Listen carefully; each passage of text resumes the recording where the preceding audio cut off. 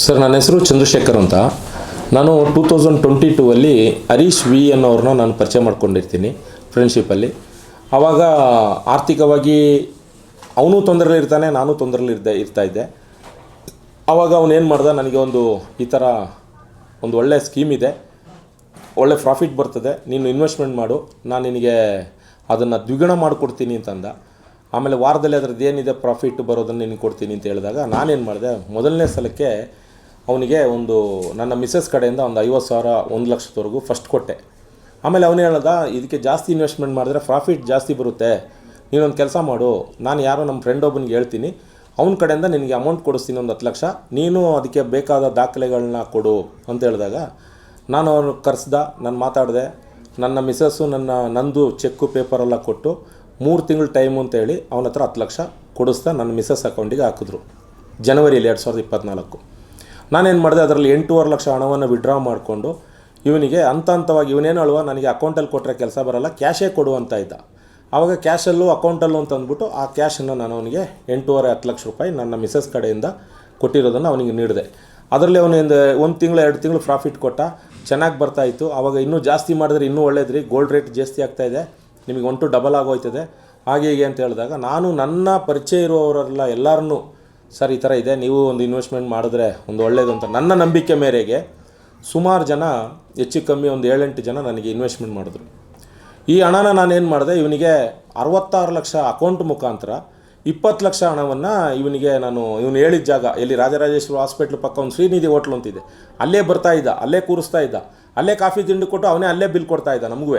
ಇವನೇನು ಮಾಡ್ದೆ, ನಾನು ಅಲ್ಲೇ ಅವನಿಗೆ ಏನು ಮಾಡ್ತಾಯಿದ್ದೆ, 2 ಲಕ್ಷ 3 ಲಕ್ಷ ಅಂತ ಕೊಟ್ಟು 20 ಲಕ್ಷ ಹಣವನ್ನು ಕೊಟ್ಟಿದ್ದೆ. ಒಟ್ಟು 86 ಲಕ್ಷ ಅವನ ಅಕೌಂಟಿಗೆ ಸೇರಿದೆ. ಅವನೇನು ಮಾಡ್ದ, ಅದರಲ್ಲಿ ನನಗೆ ಮಾರ್ಚು ಶುರು ಮಾಡಿರೋದು 2023ರಿಂದ ಹಂತವಾಗಿ 24ರಲ್ಲಿ ಅವನಿಗೆ ಅಮೌಂಟು ಜಾಸ್ತಿ ಆಗ್ತು. 23ರಿಂದ ಶುರು ಮಾಡೋದು, 24ರಲ್ಲಿ ಏನಾಯಿತು, ಅವನಿಗೆ ಅಮೌಂಟ್ ಸ್ವಲ್ಪ ಜಾಸ್ತಿ ಆಯಿತು. ಮಾರ್ಚಿಗೆ ಅವನಿಗೆ ಒಟ್ಟಲ್ಲಿ ಅವನ ಕೈಗೆ ಮಾರ್ಚ್ 18ನೇ ತಾರೀಕು ಹೊತ್ತಿಗೆ ಅವನ ಕೈಗೆ 86 ಲಕ್ಷ ಹಣ ಸೇರಿತು. ನಾನು ಎಷ್ಟು ಕಲೆಕ್ಟ್ ಮಾಡ್ಕೊಂಡಿದ್ದೆ ಅಂದರೆ 1,02,00,000 ರೂಪಾಯಿವರೆಗೂ ನಾನು ಕಲೆಕ್ಟ್ ಮಾಡ್ಕೊಂಡಿದ್ದೆ ಹಣ, 1,02,00,000 ರೂಪಾಯಿ. ಇವನೇನು ಮಾಡ್ದ, 2 ತಿಂಗಳು 3 ತಿಂಗಳು ಗ್ಯಾಪ್ ಮಾಡಿದಾಗ ನನಗೆ ಯಾರು ಇನ್ವೆಸ್ಟ್ಮೆಂಟ್ ಮಾಡಿರ್ತಾರೆ ಅವರಿಗೆ ನಾನು ಕೊಡಬೇಕಲ್ಲ, ಆವಾಗ ಆ ಹಣದಿಂದ ಅವರಿಗೆ ನಾನು ಕೊಡ್ತಾಯಿದ್ದೆ. ಅವಾಗ ಇವನೇನು ಹೇಳ್ತಾಯಿದ್ದ, ಚಂದ್ರ ಅವರೇ ಬೇಜಾರು ಮಾಡ್ಕೋಬೇಡಿ, ನಿಮಗೊಂದು ಕೆಲಸ ಹೇಳ್ತೀನಿ, ಈ ವಿಡ್ರಾ ನಾನು ಹಾಕಿದ್ದೀನಿ 1,75,00,000 77 ಲಕ್ಷನೋ ವಿಡ್ರಾಗೆ ಹಾಕಿದ್ದೀನಿ, ಈ ಹಣ ನಾನು ಬಂದ ತಕ್ಷಣ ನಿಮಗೆ ಅಪ್ಡೇಟ್ ಕ್ಲಿಯರ್ ಮಾಡಿ ಎಲ್ಲ ಕ್ಲೋಸ್ ಮಾಡಿಬಿಡ್ತೀನಿ, ನೀವು ದಯವಿಟ್ಟು 2 ತಿಂಗಳು ವೆಯ್ಟ್ ಮಾಡಿ ಅಂತಂದು. ಆ 2 ತಿಂಗಳು ಅಂತಕ್ಕಂಥದ್ದು ಜೂನ್ ಜುಲೈವರೆಗೂ ಹೋಯ್ತು 2024. ಆಮೇಲೆ ಆಗಸ್ಟಲ್ಲಿ ನಾನೇನು ಮಾಡಿದೆ, ಅವ್ರ ಮನೆಗೆ ಹೋದರೆ ಮನೆ ಹುಡ್ಕೊಂಡು ಹೋಗಿದ್ದೀನಿ, ಎಲ್ಲಿ ಅವನ ಫ್ಲ್ಯಾಟ್ ಹತ್ರ ಹೋಗಿ ಅವನದು ಫೋಟೋ ತೋರಿಸಿ ಇವನಿದ್ದಾನ ಇಲ್ವಾ ಅಂತ ಕೇಳಿ ಅವನು ಯಾವುದೂ ಉತ್ತರ ಸಿಗಲಿಲ್ಲ ನನಗೆ. ಕೊನೆಗೆ ಬೆಳಿಗ್ಗೆ 5 ಗಂಟೆಯಿಂದ 8 ಗಂಟೆವರೆಗೆ ಕಾದಾಗ ಅವ್ನು ಬೈಕಲ್ಲಿ ಬರೋದು, ಮಗನ್ನ ಕಾಲೇಜಿಗೆ ಕರ್ಕೊಂಡೋಗಿ ಬಿಡೋಕ್ಕೆ ಬರ್ತಾಯಿದ್ದ. ಆವಾಗ ನನಗೆ ಅವನು ಮನೆಯಲ್ಲಿ ಅಂತ ಗೊತ್ತಾಗಿತ್ತು. ಆಮೇಲೆ ಮನೆಗೆ ಹೋದೆ, ಅವ್ರ ಮಿಸ್ಸಸ್ ಹತ್ರ ಮಾತಾಡಿದೆ, ಅವರು ಮಾತಾಡಿದ್ರು, ಇಲ್ಲ ನಮ್ಮ ಯಜಮಾನ್ರು ಮೋಸ ಮಾಡಲ್ಲ ಅಂತಲೇ ಹೇಳಿದ್ರು.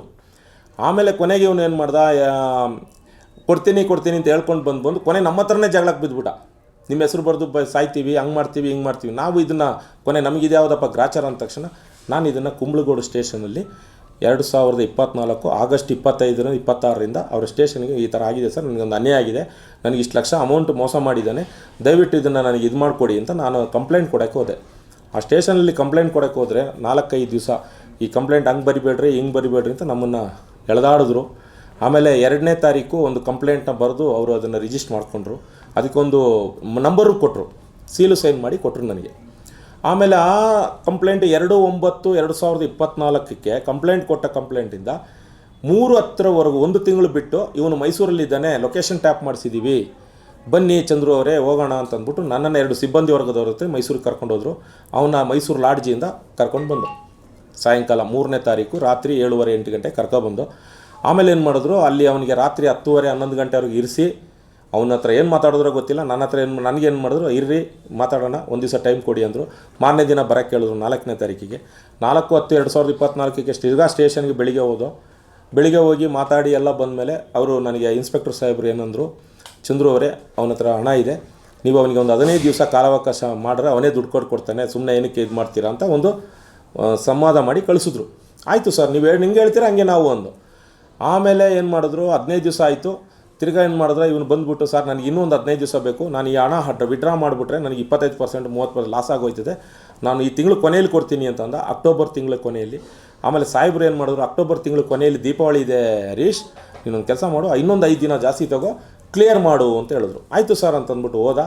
ನವಂಬರ್ 5ನೇ ತಾರೀಕಿಗೆ ಬಂದ ಸ್ಟೇಷನ್ಗೆ, 6ನೇ ತಾರೀಕಿಂದ ಒಂದು ಸ್ವಿಚ್ ಆಫ್ ಮಾಡ್ಕೊಂಡ. ಆಮೇಲೆ ಕೈಗೆ ಸಿಗಲಿಲ್ಲ. ಜನವರಿಯಲ್ಲಿ ಇದೇ ರೀತಿ ಲೊಕೇಶನ್ ಹಾಕಿದಾಗ ಆವಾಗ ಸಾಹೇಬ್ರು ಅವನಿಗೆ ಮೆಸೇಜ್ ಹಾಕೋರು, ಯಾವಾಗ ಬರ್ತೀಯಾ, ಏನು ಬರ್ತೀಯ ಅಂತ. ಅವಾಗ ಇಲ್ಲ ಸರ್ ನಾನು ಉಡುಪಿಯಲ್ಲಿದ್ದೀನಿ, ಮಂಗಳೂರಲ್ಲಿದ್ದೀನಿ ಅಂತ ಹೇಳ್ತಾ ಇದ್ದ.